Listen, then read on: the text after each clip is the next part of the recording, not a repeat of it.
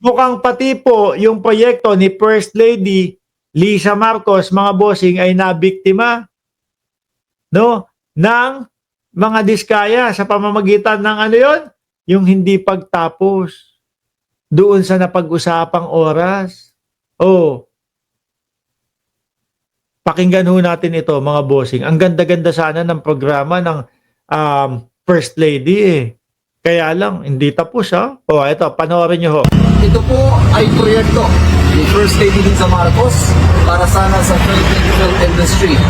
Ang kontraktor ng building na ito ay ang Great Pacific Building. Para po, kumbaga, buhayin ang film industry ng Pilipinas ho. Mga bossing, ayan, yung proyekto ni Pangulo. Sino daw po ang kontraktor ng building? Builders and General Contractor, isa sa mga kumpanya ng mag-asawang Diskaya. Oo, Diskaya ang may hawak